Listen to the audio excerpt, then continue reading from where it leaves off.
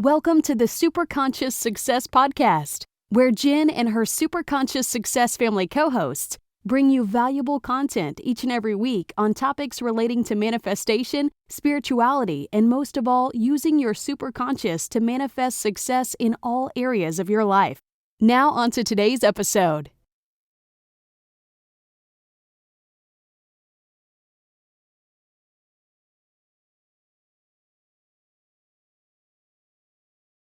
Hi there, Superconscious Success fam. Welcome to another episode of my co-hosted segment, Raising a Conscious Human, with my amazing friend and parenting expert, Ilene and Jen.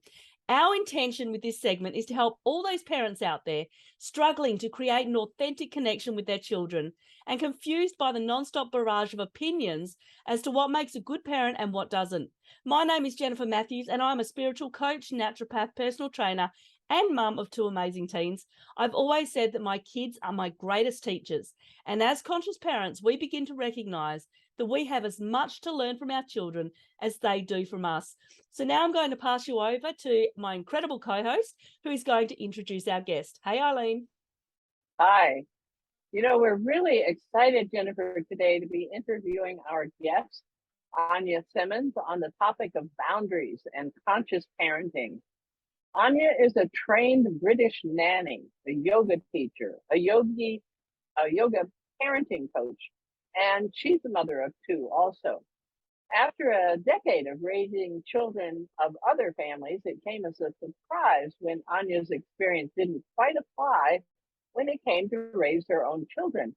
It wasn't until she discovered yoga that she realized that while raising her children, she was also raising herself. Anja is a retreat and space holder for women around the world. She hosts the Parenting Differently podcast and coaches parents. One of her most memorable out of comfort memories was when she starred in the Vagina Monologue. Anja's first book, Parent from This Place, How Yoga Changed the Way I Parent, is now out on Amazon.com. So Anja, welcome. Thanks so much. Thanks so much for joining us, Anja. It's going to be really interesting to talk to you today because I'm really fascinated with your approach to conscious parenting and to how you integrate yoga into that, and also to your experiences as a nanny. And, being a nanny, because I was actually a nanny for twin boys when I was in Germany, when my husband and I moved across. And so I nannied twin boys. And it was a hard experience because when you're trying to do things the way that the parent needs you to do them, and she lived a very different life to what I did, it's quite a learning experience because you've got to sort of like go with them, but then you've got your own set of beliefs and stuff as well. So can you start off this interview by telling us your story and letting us know how you came to do what you're doing? Yes, so happy to be here and to meet you lovely ladies. It's such a joy to share information. I love that. Absolutely. So I guess way back when I trained as a British nanny, and I had always loved working with kids and being around kids, so it seemed like a natural progression. And my idea as being a nanny was to then travel and to nanny all around the world was my original plan. And then once I got to Canada, it stopped. I didn't go any further. I did Europe and then Canada. That's as worldwide as I got. And to be honest with you, because I had just come out of the 2-year program, it's called it's early childhood education. It's called here, back home, it was called NNEB. I was quite a judgmental missy who I didn't, because I had been around children, I just thought I knew it all. And I thought, for goodness sake, parents, smarten up. You're doing it all wrong. I was very judgmental. I was very, very caring and loving. Like I definitely loved each family I worked for, really, really respected and cared for the kids. But I regularly was thinking, there was an instant where this mum was, one of the mums was trying to give her daughter her medicine, and the daughter was screaming and screaming and screaming, and the mum's like, oh, she won't take it. I don't know what to do. And she said, you give it to her. And she laughed. And it was so easy. I just took the little girl's hand. Here, we're going to have some medicine. Gave her the medicine, and life was good, right? And for me, that was all blamed on the silly parent. Now, obviously, once you then become that mama, please take your medicine. Things switched. I saw it from a different light and a different way of being, because I had never felt that kind of love than I did when I first held my baby boy, and that switches it. Right? It does, because I think we all know that our kids act completely different with anybody else but us. And so for the child to take it from you but not from the parent, that's quite a normal behavior. That's something that they'll test boundaries, as we're going to be talking about. And I remember, even with me, when I was nannying, as I said, we come from different backgrounds. And her background, she worked with my husband, and I remember it was 2 twin boys, and one of the boys was very strong and rambunctious, like a little sumo wrestler. They were only like, what were they, 14 months at the time, so they were just walking. And the other one was really timid and placid and kind of, was obviously the one that was pushed to the back. Anyway, one day I went in, and then all of a sudden this rambunctious one decided to bang the other one's head against the ground. And so he was just really rough, and this kid's crying, and I'm trying to comfort him. And I thought, I've got to talk to the mum about it, because, that's not a good thing to be doing. So I did, and she laughed. And I remembered thinking at the time, wow, like either I've got it wrong, or like you judging, because it's like, well, how can you laugh when your kid's beating the other one's head against the ground? And so it is hard not to judge, but possibly she's kind of like seen it all the time, and maybe we don't know what the other kid's doing when I'm not there. So it is. I know exactly what you mean when it comes to nannying. It's a tough job. So and I think especially like I was, as you were too, a lot younger. The compassion part. Like we're all trying our best. That takes some wisdom and some growth, right? To have that to the degree for others. Yeah, absolutely. So then you had your own kids. And so were you always parenting consciously, or was it a growing process as you started parenting your own children? That's a good one. I think I was actually always conscious parenting, but didn't realize it, because I really battled with my inner voice to the noise around me. And so I had been on the self-awareness journey before having kids, and I was always really curious about who and why people do what they do. So, then given a little baby, I felt it fully overwhelming, because then it was like, it's all me. That part was like, what? There's no clock out. There's no. I mean, I have a super involved husband. It wasn't that, but the responsibility felt all me. So to answer your question, I think I always was. I just didn't, until obviously you've heard of Dr. Shefali, I'm assuming, absolutely, in the conscious parenting world. Until I read her book, I was like, oh my God, that's what I've been doing. That's been, it just reaffirmed, and also gave so much information. It's a fantastic book on just it starts with us. I didn't know that. In all my training and everything, no one ever said it's actually about you, not the children. That sort of summed it up for me. That was really important for me too, because my husband left when my daughter was 10 months old, and I suddenly realized that it was up to me to raise this child. And I started thinking, how do you raise a child? What's important? And that's how I created my version of conscious parenting. But I'm sitting here listening to you, Anja, and I'm wondering, what's your definition of conscious parenting now? How do you see it? I think for me, if I find it easy to describe what isn't conscious parenting. Okay, so yep. the old way of parenting being this top-down way of parenting, as in I know I'm the boss, The you do it my authoritarian way. style. Exactly. So that never made any sense to me. Yeah, Right. me Once I had my child, and so conscious parenting is this whole concept of we're being raised together. Yeah. As I'm learning, they're so wise and have so much to teach if we can get out of our own way. Absolutely. So conscious parenting is we are on our own on the list. We're not, in the martyr, in the, oh my gosh, give it all to the children. Yeah. And I think I could ramble about this for ages, so shut me up when you say, okay, you said it. Go for it. But I think the bottom line, that we are being raised together, that is a complete switch around. And I think that means I'm of as much value as they are. Yes. And I need to do the work. They actually leave them alone. Yeah. Just lean back. Yeah. And I think that with conscious parenting, once you start to recognize that you're both on your own journeys and you've been put here together as a way to teach each other something, as a way to learn the lessons that, sources put you here to learn. I mean, that's what we're here for. And I have learned that from my kids big time. Whenever something's triggered me and I've looked at it and I've gone, why did that trigger me?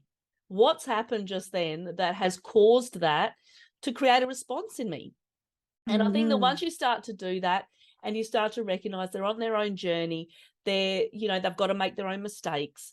They've got to fall, which was a difficult thing for me. And this is what we're going to talk about with boundaries, because I'm an empath that has always struggled to set boundaries. It's just something that's known for empaths, that it's difficult. Now, when it comes to kids, it's important that we do actually set boundaries early on. But what can we do if, say, it's been left a little bit longer and you're still learning to set those boundaries? So I also suck at boundaries. Let's just put that out there too, as an empath as well. And I never did. No, she never did. She was always. I never did. No, I'm kidding. Oh, I was like, we could learn from you. I'll shut up. You talk. We all do suck at boundaries, I think, all of us mothers. until we learn, until we start to. I think a lot of it comes to our own level of self-worth too. It's like, do we, we've always got this need to be loved by our kids, to be appreciated by our kids. And until you learn about parenting consciously, you kind of go, but if they don't love us and if they're not happy and if them, and we've got to start to recognize that that's not our job.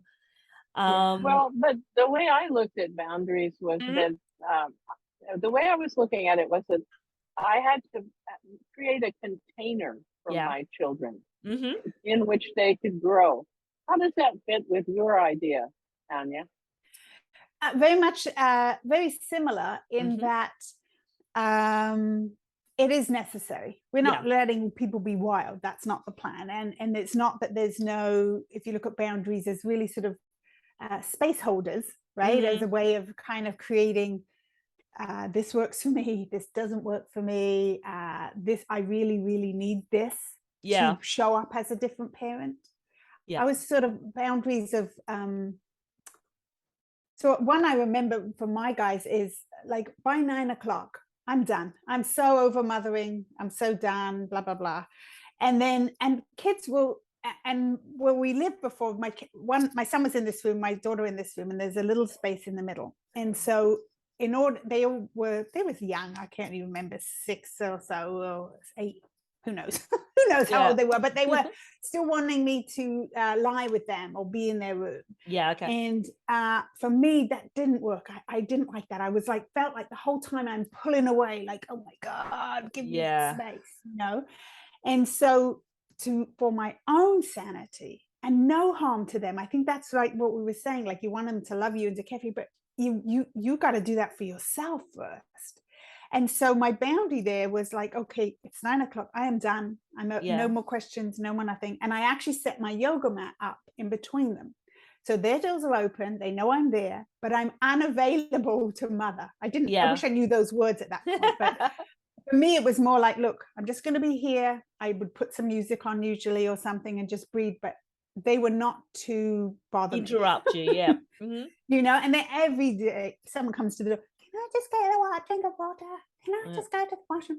But that's okay, right? I think the issue, if we're talking boundaries too, if you have really firm set boundaries, I think there's a little issue there too. There's got to be wriggle room of some sort. Yeah. And there's that you can have firm boundaries and really have that at the forefront, right? That like, so for me, I needed to know that at that time I'm done. And when I did it, I just did some stretching and breathing from what I can remember, and then leave. That was a way of everybody feeling in a good place, right? Yeah. Because I think that setting firm boundaries is really, really important. And from a young age, when the kids were little, I had started my online business at home.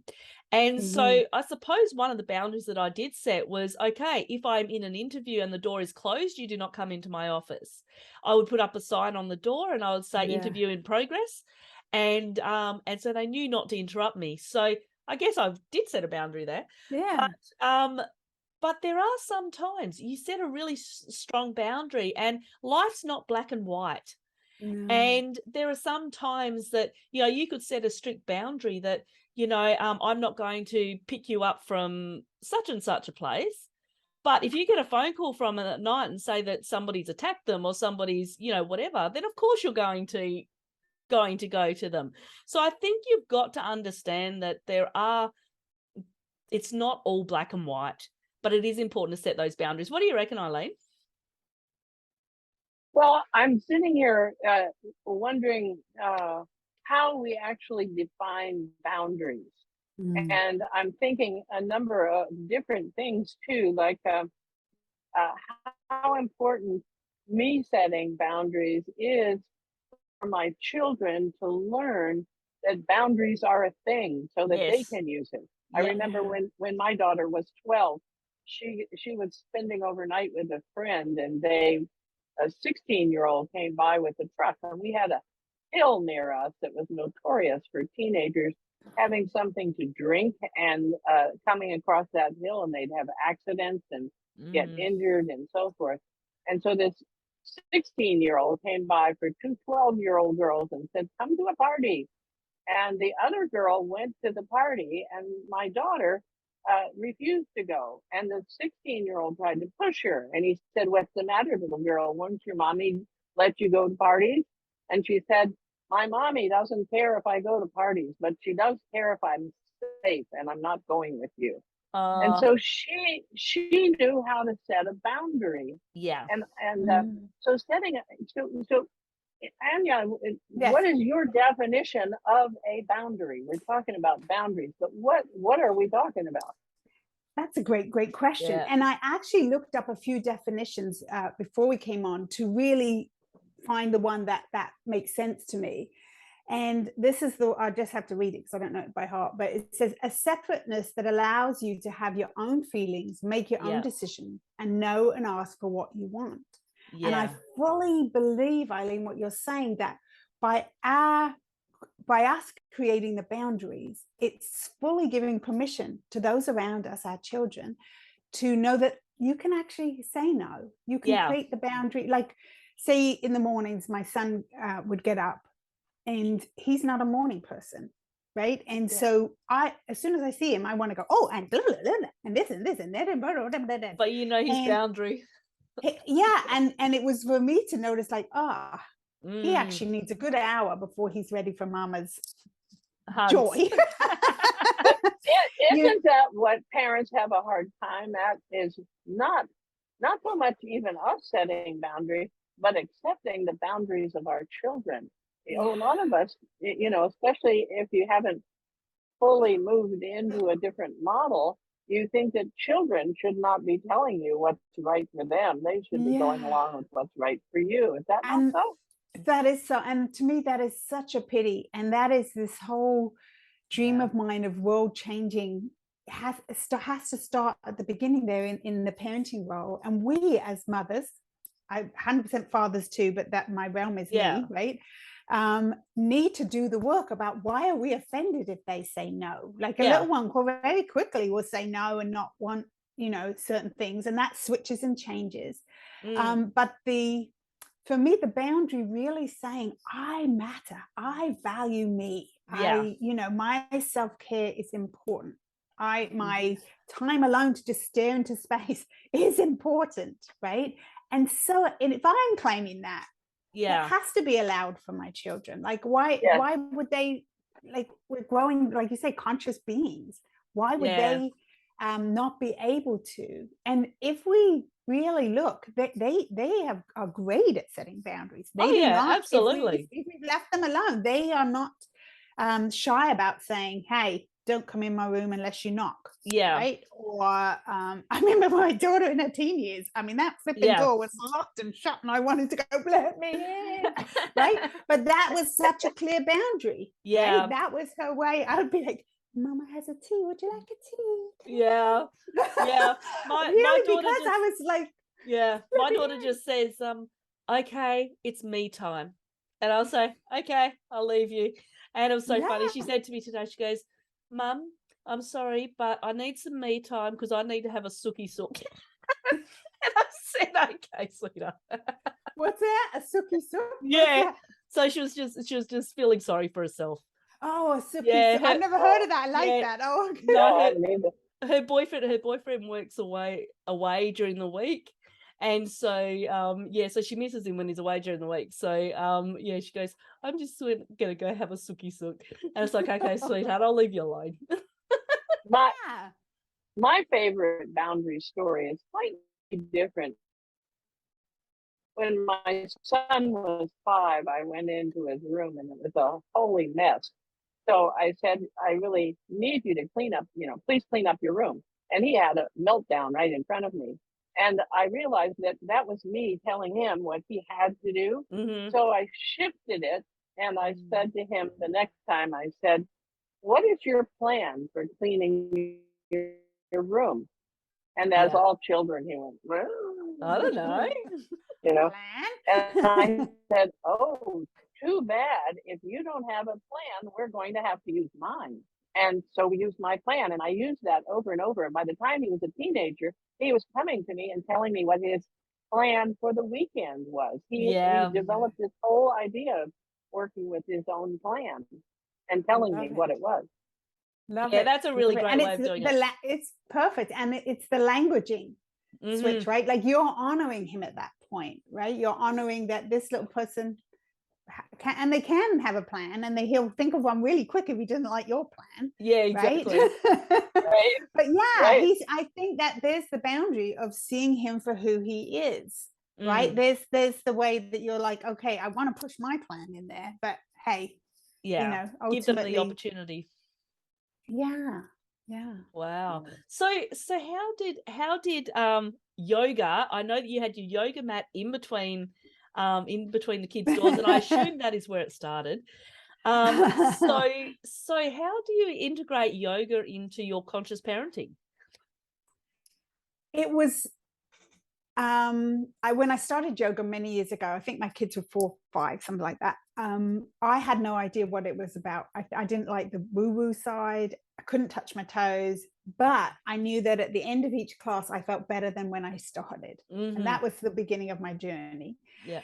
And then it was that taking things I learned or observed on the mat, off the mat. Okay. And on the mat, there was some deep, teeny tiny at times, little switches of fully being present and fully loving myself. Yes. That was the start. Then as you come from that place, you parent differently. Yeah, I'm not needing my kids to fulfill me. When they're doing something, I can join them in the present moment, which is where our kids live. Yeah. Right? And because I think that's the thing, we tend to forget that we need to live in that present moment. And when we're with our kids, we need to be present, because so many of us now are so wrapped up in everything that we've got going on throughout our days.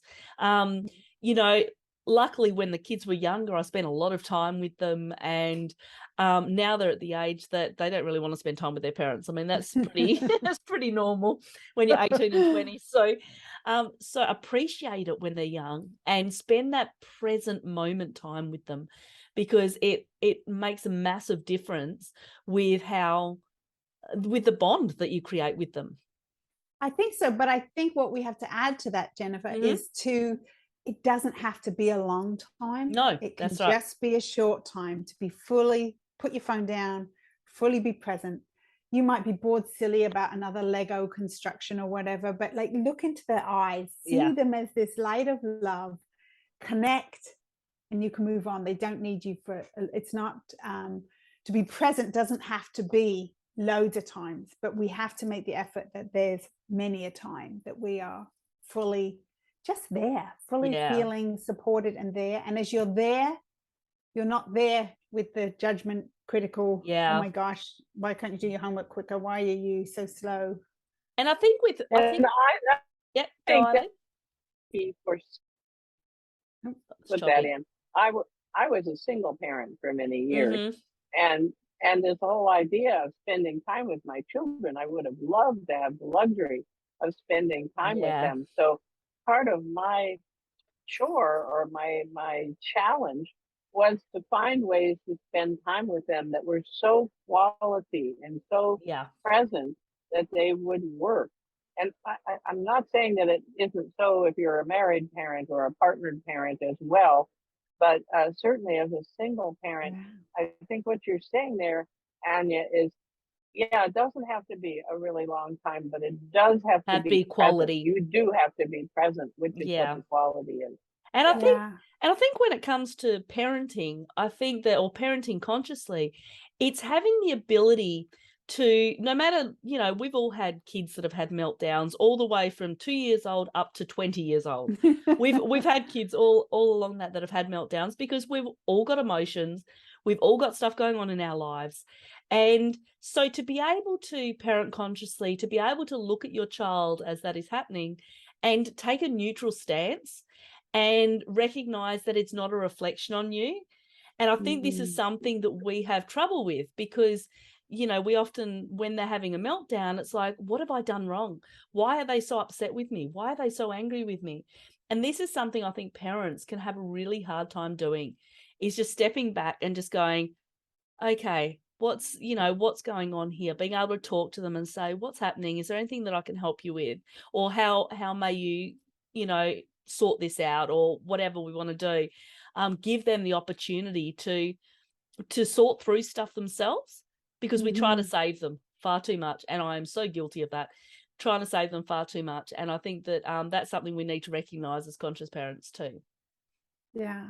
And I think that for me, the first question when something is triggering you or something, I mean, definitely when my kids were really angry, that was a big trigger for me. I felt like I had to stamp it.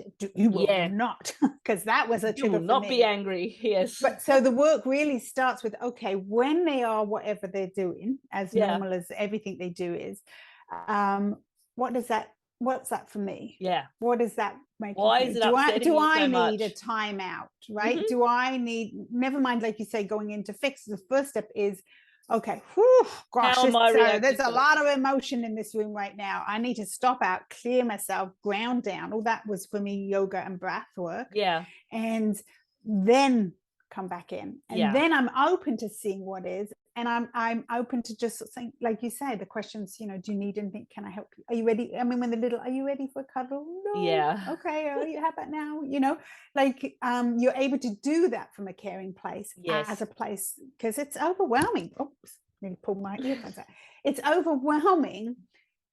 Kids it's a 24/7 thing, right? They seep in every room, they seep in every thought, they seep in all these things. And so it's really like, okay, going back to boundaries. Where am I in this picture?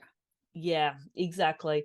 It is hard. It is hard when your kids are angry. I mean, we all experience anger. I mean, it's a normal emotion. It's something that, we've just got to recognize it as an emotion that is a message, as Eileen talks so much about. Eileen's actually in the middle of writing a book on anger. and lovely. and on emotions. So I'm excited when that comes out, because it is something that triggers us more than any other emotion, I think. It's something that, because we take it personally. Why is this person so angry with me? Well, they're not actually angry with you. They're angry at a situation, or, whatever it is. No. Can I put my for it. thinking in on that? Go Okay. for it. The reason we get angry, as I've learned, I'm a recovered angry person, so I know this. Anger was a real issue for me as a parent. Is that we have ideas in our head about how things are supposed to be. I call expectations. them should. This should happen. Yeah, and they cause expectations. This should happen. If it doesn't, I'll get angry. Then this I'll get angry. Not happen. If it does, I'll get angry. And so we can cut through anger, whether it's ours or a child, a lot easier just by asking, what is it that's happened here that you think shouldn't happen? Yeah. And start looking at that. And that brings, if it's your child, then you're conscious to realize that they're angry about something inside of them, not necessarily. You're the trigger maybe, but not necessarily you. Yeah. And if you're angry, you can also recognize that you're angry about something inside of you that may or may not have to do with your child.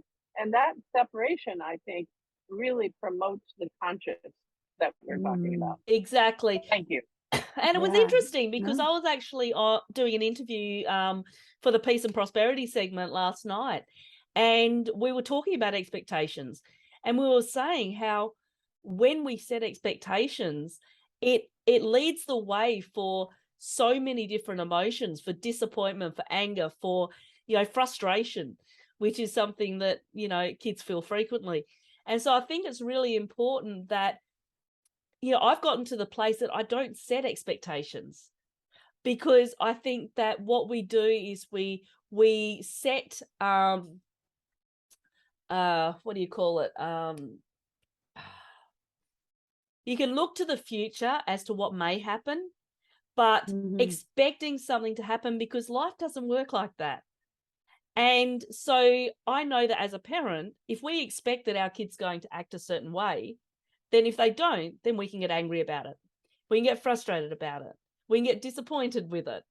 And so instead, we can nurture the sides in them that are sort of like their personal sides, who they are. So what do you think about expectations, Anja? So very interesting, because I think that's the downfall of this whole, parenting nonsense. Absolutely. Like what we have been fed, that's what I've been, my nonsense, what society tells us, what our beliefs tell us, what all of those things. And when you think about it, before you even have children, there's already an expectation of how you'll be mothering this beautiful mama, always peaceful, right? There's how this lovely child will be like, oh, mama, you're so right. And right. So you're already at a deficit. And it never works out like had them. No, and it shouldn't, because real life is two real people, right? Real humans. So I think it's okay to have expectations. I think that can actually, in the boundary world, really start to sort of say, okay, I need a boundary here, because I'm expecting when I say it's time to get up, you'll get up. Absolutely. Right? Those kind of things. Yep. What is beautiful with your conscious parenting is you can get those wise children in on the discussion. Yeah.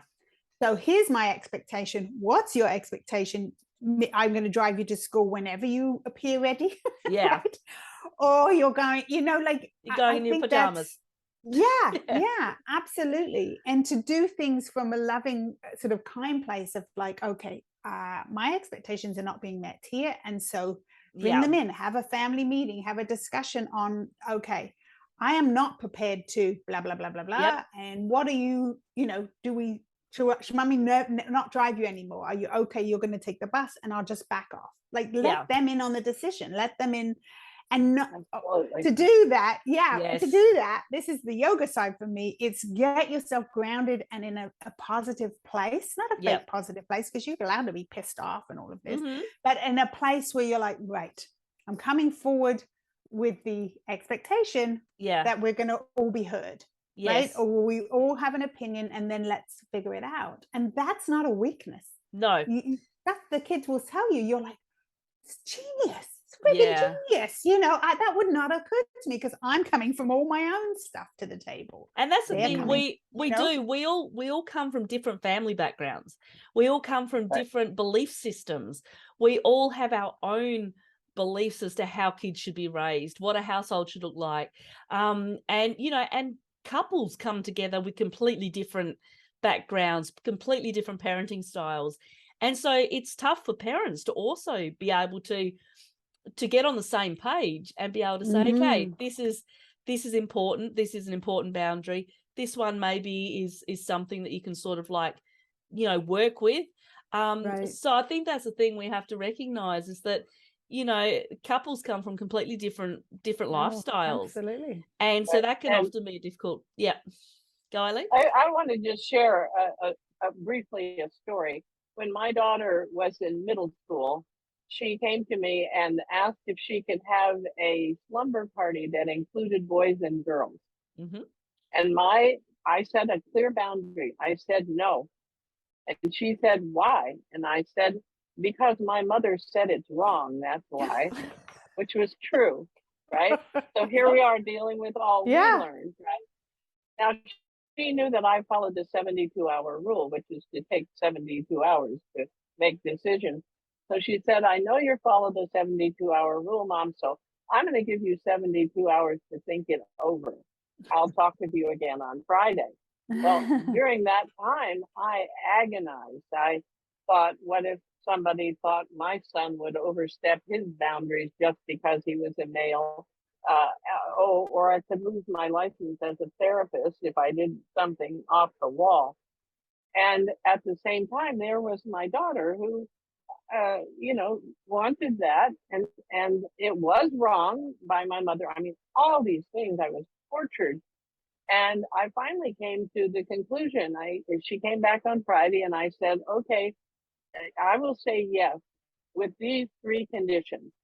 One is that you call every parent of every child you invite and let them know that it's mixed sex party. That you make sure that nobody steps out of line. And number 3, I can walk into your party at any time. Yeah. Those are my 3 rules. And we had the slumber party. Turned out that many of the boys' parents didn't let them come to the party. So only one boy came. They all had a wonderful time. There were no difficulties. But it was, talk about boundaries. She set up, I had to really look at the boundaries on that. Yeah. What's your comment on that, Anja?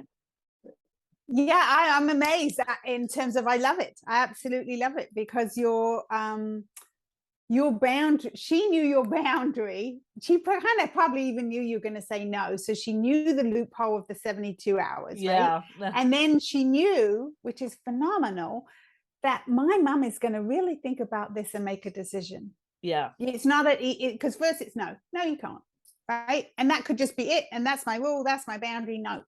And then like you had to work through your own stuff, your own words, your own beliefs and things, and then really get present and go, but I'm talking about her, not any girl, anybody. Yeah. I'm talking about this one child who I know.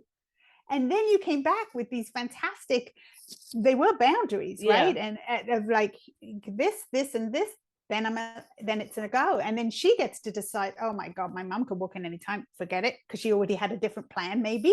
Yeah. Or she's like, yeah, hell yeah, you can walk in, no problem. Yeah. So that is a fantastic setup. And that is so fully conscious parenting to me, because she gets a say, you get a say, and it's your house, your rules, right? Yeah. We have that, but it's not in a level up.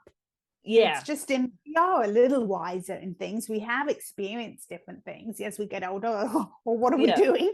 You know? Yeah. But you're not pushing it on her. You're just going, okay, this is my comfort zone. So this is where I feel comfortable. And we weren't just passing down generational patterns. Yeah. I think that was key also. Yeah. Absolutely. Thank you for your comment. Thank you. And I think that I think that as you talk about with yoga, I think it's really important that each individual person finds a way to be able to ground themselves. Myself, it's with meditation, and without my meditation, I would not be in the grounded, calm place that I am. I know sometimes, like we talked about timeouts before, and sometimes I have said to my kids, I said, Mummy's taking herself for a timeout right now. And I've had to, because it was the only way that I can recollect and breathe. Just take the breaths, whether it's just taking 5 deep breaths and just allowing your adrenaline to come down and allowing yourself, whether it's just sort of like standing there and now I can get to the place that I can just, if there's a meltdown in front of me, I can just breathe and I can just look at it from a neutral place, and I can look at it from love, and I can just go, okay, there's something going on here, but it's something that they have to work through. It's something that, and they know that I'm there. And I think that once you can get to that place, I think it's quite remarkable, because you don't work yourself up over things anymore. Right, and you it's the conscious thought that I have a choice. Yeah. And we all know how we ideally would like to parent, really and truly. How, I mean, kids are very quick to point out all our faults. Thank you very much. Right. And so that's being okay to hear it and to decide which ones you take in and not. But I have a choice on how I show up. I do have a choice, even in the midst of chaos, even in the midst of everything that we're dealing with, which isn't just our children. We're self-employed or working mothers, running just a household of different emotions and energies. It's a lot. It is a lot. Right. But it's sort of like, okay, what choice do I have? And it cuts back a little bit, I think, on the guilt and the shame that mothers feel very strongly after, oh God, why was I so impatient? Why did I have to say that? Why did I, you're trying to balance that out. And we're all going to still do that. So you can apologize. If you're a conscious parent, you want to apologize properly, not with a, but if you don't, if you only know, right? But that's not this episode, but it's the choice to make a difference. And I can only make that choice if I can drop out of my head into my body. Yeah. Otherwise my head and my mouth. Is that what you talk about as a pocket of pause? Is that it? Yeah, a little bit. Yes. Yeah. My pocket of pauses are this idea of a breath work, a mantra, and a pose. Yeah. What changed for me with yoga was I loved yoga classes. Right. Absolutely loved connecting to myself, being there. There's a lot I didn't like. And that was fantastic to notice. Every time my teacher said, lift your arms, I used to think, oh, for the love of God, how often must I raise my arms? So anyway, I found that within parenting and then yoga, it can just be one pose. It can be one shape. So the pocket of pause, it was a breath, a mantra, and a pose, showing that one pose, if I'm fully present in it, if I'm breathing in it, if I'm finding the quiet within, or I'm finding me again, the me that's lost in the world of shoulds and musts and all of those. So it's absolutely a pocket of pause. I have those as meditations as well. So they're just a chance to go. So do you think that the reason why the pocket of pause works so well is because of your focus? It's because of your ability to focus on that one pose, that one mantra, same sort of thing as meditation, is that just by shifting your focus and just by really, putting the attention onto your breathing and onto, because we know that as we breathe, our spirit comes within us, and that's when we feel connected. And so that's what you're saying. I think the slight difference is for many of us to sit, which is what meditation requires. If you're in a state of whatever, to sit is torturous. So if you are physically able to do something, from standing on one leg in tree pose, from lying on the floor and lifting, up into bridge or so, your body's coming with you. Unless you're doing like a walking meditation or a standing meditation or something like that. Totally being able to incorporate that physical movement can have massive impact as well. Problem with yoga with me, and I love yoga, the problem is that I fall asleep too easily, and so because it relaxes me so much. And so it depends on the type of yoga that I'm doing. I remember I went to that, what's that really hot yoga that you have to, like, Moksha? Oh, with the guy, what was his called? Can't think of it right now, but yeah. Yeah, so it's like you're in like this heated area, and I found I ended up being really faint from it. And so I did that a couple of times, and I never went back because it was just like, no, this doesn't feel good. But you can find your own different styles. There are so many different styles of yoga. Absolutely. You know, and you know, some people do Tai Chi, but find a way to be able to ground. Yeah, exactly. Find a way to be able to ground yourself, whether that's through the yoga, Tai Chi, Aikido. Yep. Let me put a slightly different torque on this, and it is that when you do something like that, when you take time to do a ritual or a sequence that has meaning to you, you're also loving yourself. Yeah. And that is the absolute key and the primary thing to teach children. And so you take a minute to love them. And that's the best we can offer to our children, is when we are loving ourselves, I think. Exactly. I agree. And when they can see that that's happening, and, you know, they know when I'm going into, because I've got like a little meditation nook. And so they know when I'm going to that meditation nook, not to be disturbed. This is my time. And, you know, so that's a boundary. It's like, okay, this is mum's time. And so I think teaching respect, right? Yeah. It's sort of teaching, I'm respecting myself enough not to be the crazy mama that I really want to be right now. I've really like lost it. And I'm showing you like, well, I need a moment, or whoa, everybody go off. We can't solve this right now. And then let's come back together. Yeah. You know, and I think wonderful. Yeah. Absolutely. And I think it's really important as parents, as conscious parents, to know about the importance of forgiveness. Okay? Because none of us, whether we're conscious or not, none of us are perfect.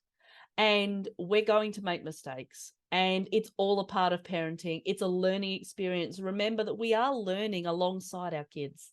And so I find that as parents, as you mentioned before, you mentioned about guilt and shame. And it's something that us as parents feel when we haven't done something that's, you know, that other people would perceive as right, or something within us, our parents might think that we've done something wrong, or whatever it is. So forgive yourself for it, and know that you're just a human being that's learning along the way. Absolutely. Okay, let me just say something there.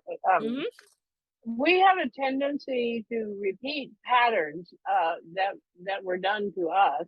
Yep. And in my family, we had abusive patterns, and so I repeated one or two of those in my child's early life, my daughter's early life. Yeah. When she was having her children, I again apologized to her. I was forgiving myself, but I also said, this is not something, can you forgive me? And I just want to say what she said. She said, yes, Mom, I can forgive you. And I do forgive you. And would you like to know why? And I said, sure. And she said, because you're not the same person anymore. Yeah. So our children are counting on us to evolve, grow, and not be the same, which is primary to conscious parenting in my idea. How does that fit with what you do consciously, Anja? I agree, because I think that there's this mystique. Like, I know even for myself as a parenting coach, that people just assume I must have it together, that I have perfect children and this was the goal and I'm a perfect yogi. No, so far from the truth, right? And it's this, I know for myself, my mum is in her late 70s. I just spent a month with her. And as she's healing, she's so phenomenal in her learning and what she's working through. And we talk about it now, which we wouldn't have had that. I didn't see it necessarily in the same growing up. It wasn't in the same way. And I'm constantly learning from that. Yeah. You know, so it's never too late to start to say, okay, you know, I'm making changes. I'm making changes. And ideally, you have to make changes for you, with the repercussion being, you hope, somewhere, like even from my intro with the vagina monologues, right? Yeah. Hugely helped my comfort zone. I couldn't even say the word vagina. You know, I was really uncomfortable with all that. But it was that mission of, ideally, I want my kids to be brave and to step out their comfort zones and do all these things. Well, if then I do didn't it, do it, right? how could Yeah, I like say if you that? want your kids to be kinder, how kind are you, right? Like Yeah. let's look at that. And so what was so phenomenal for me was, I did the whole thing. There was a lot of tears. My family lived through the whole thing. And struggle going, oh my God, I'm 50. I can't even remember my name. How am I going to learn these lines, you know? And was so phenomenal. One time afterwards, I was talking to my son about something, and I was talking on this to do with this, like, you know, I want to step up and be fully who I am as a role model for you guys. And maybe there's a little teeny, I can't do it because I want them to. I really still have to do it for me, right? Yeah. And he said, you know, he said something along the lines, he goes, I think it really did help me. It helped me see that you survived it, or something along those lines. Yeah. He said it showed me that you were so uncomfortable with it, but you did it anyway. You know, it felt, you know, so wherever that trickles down, it trickles down, and it's not going to be the obvious, right? It's not going to be, goes, oh, I've decided I'm now. No, he's not got to do any of that, because I did it for myself, because I want to, what is it? Practice what you preach. Yes. Exactly. Do it then. Get uncomfortable, get out your comfort zone, learn something new, do something different. You know, if that ultimately makes you feel like a human, like you're living life, right?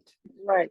The concept that our Earth is a big giant school to which we've all come here to grow and evolve helps me with that. It helps me with the whole thing we've been talking about, where I say, okay, so this is what my child is learning. This is what I'm learning.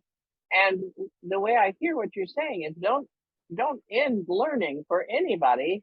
And I think it's really key for a life on Earth that we realize ending is never going to, learning is never going to end. Oh no. And tell me about it, dear. Never going to end. And the more you embrace learning, the easier it is to learn. Yeah. I think that's and really... I always remember my dad saying to me, because he's always been a big one for learning, just whether it's a new language, whether it's whatever it is, he says that the moment that you stop learning is the moment you might as well die, because we are evolving every single day. We're evolving every second into a different version of ourselves. And so it's important for us to accept ourselves for who we are, and to work towards that evolving. I mean, Ilene and I, we've actually got an intensive that's going to be coming up in a couple of months, which is called Raising a Conscious Human, which is our segment, and it's a 3-day intensive that we're doing on teaching people, teaching parents about conscious parenting, and teaching them how they can like integrate the Earth is a big school, and you know how they can begin to become conscious parents. So we're excited about that. We're in the process of doing that at the moment, and I think that, you know, each one of us can learn from all of these amazing parenting coaches out there, like Anja, that's doing so much incredible work. And she has written a book. Can you tell us about your book, please, Anja? Because we could sit here and chat for like 10 hours, no doubt. Yeah, that's right. But, it's true. But the problem is that I think it's going to be hard for the people to listen. So I'll show you a copy if you're not seeing it. If you're on place, how yoga changed the way I parented. Yeah, and the way I parent. It was not I didn't know I wanted to write a book. I think it was more evolved into that. And I realized I wanted to share my story of how yoga impacted everything I did and everything I do.